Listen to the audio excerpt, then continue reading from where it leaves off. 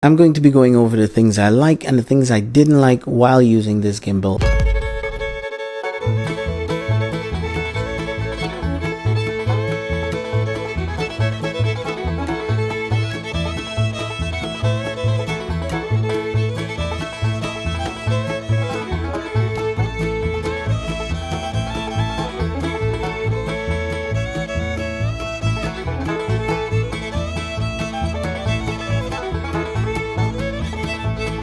Number one, the vertigo shots. I had absolutely no problem doing the vertigo shots.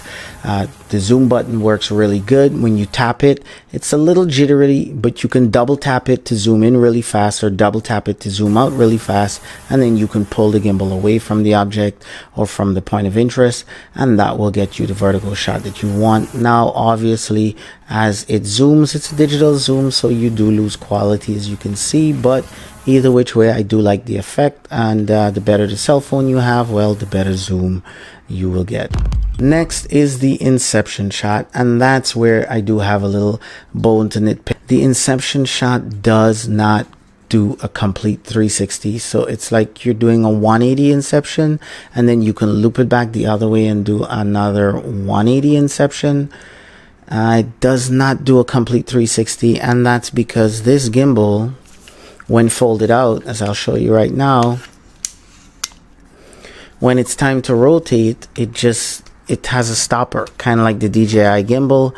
It has a stopper right there that prevents it from going all the way around, and that's just a bummer, because to me that takes away the whole feel of the Inception shot. So I guess if you want a half Inception, then this is the way to go. Sports mode to me was a little bit glitchy. I mean, I did notice that the gimbal moved a little bit faster than it would normally or in standard mode. However, I used the Google Pixel XL phone, which is one of the older, bigger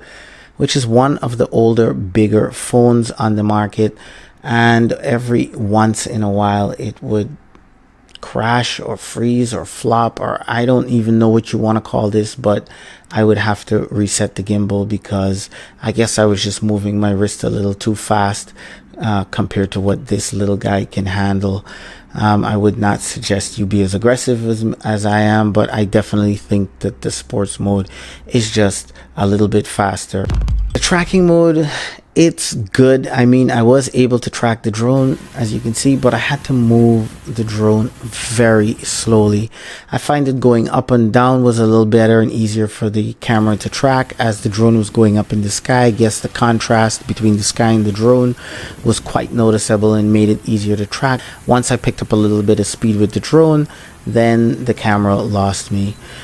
Tracking me as a subject, I used the tracking in selfie mode because I was tracking myself, so I had the camera on the front facing, not the rear facing mode, and the tracking was okay. I guess the tracking will be better on the front facing camera, but it's not bad if you're like viewing yourself and you're just sitting down and you're getting up and you're doing very small movements. If you start to run and jump and stuff like that, then yes, the tracking will lose you.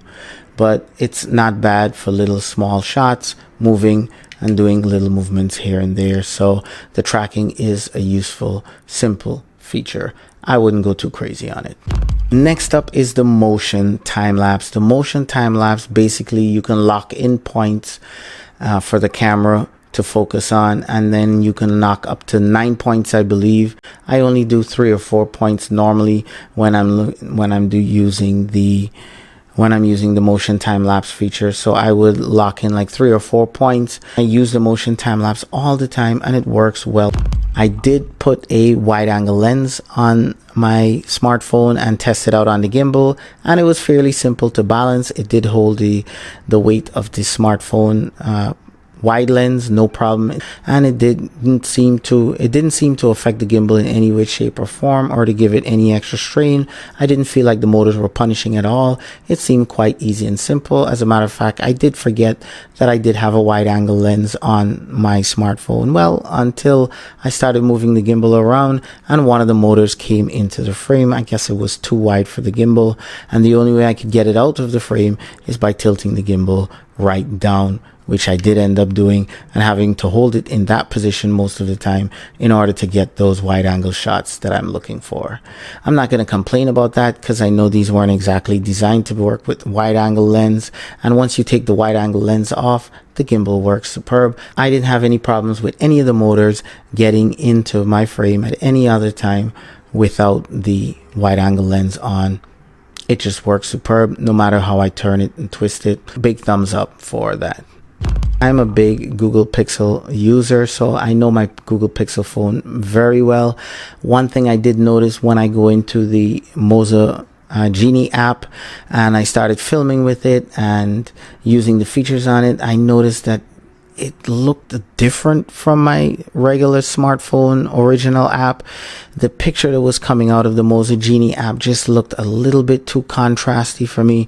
I tried to adjust it, but I couldn't find any features to adjust it, at least not on the Google Pixel XL phone using the Moza Genie app, and it's just something I dealt with. You look at what comes out of the Google Pixel's camera app, the original app that comes with the Google Pixel, versus a picture that comes out of the Moza Genie app, I think there's a noticeable difference. The Moza Genie app does have more features. You can independently set your exposure and your focus and lock it, which my Google Pixel XL regular app does not have. But either which way, the footage still looks good, so thumbs up for that. Now, general use and stability, this gimbal works pretty much like the other Moza gimbal that I have. Moza gimbals, are the smartphone gimbals, are the only ones that I've used outside of the Zenhu, I think it is, gimbal, and they all pretty much do a pretty good job. It's just a matter of preference. This one is no different. This does a pretty good job all around. They put a USB-C charger there that I'm a big fan of.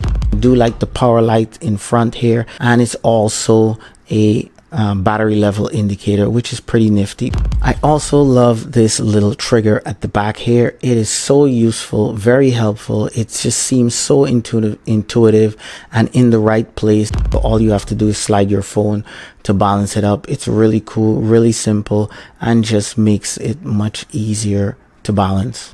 I'm a big fan of this landscape to portrait and portrait to landscape adjustment and how easy it is to jump between the modes on this gimbal. Fantastic job, Moza. On my Google Pixel, it doesn't give me the option to take photos in the time-lapse mode, so it's just videos. This is what it looks like, and I guess it just is what it is. Last but not least, and my favorite feature on this gimbal right here, is the portability, and that to me is the biggest standout feature of this gimbal. Not only the price, but the portability aspect. This will make you want to take it everywhere you go.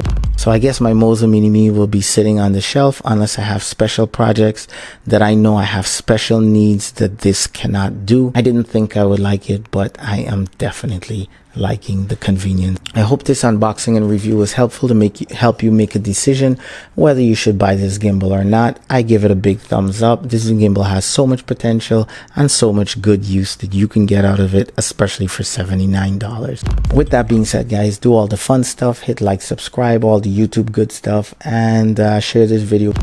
I'll be giving away either Mavic 2 Zoom, Mavic 2 Pro, or Autel Evo drone, whichever one the winner wants once I hit 1,800 patrons. It's a great way for me to give back to you for supporting the content that I make. Thanks for watching, guys, and I'll catch you whenever I can.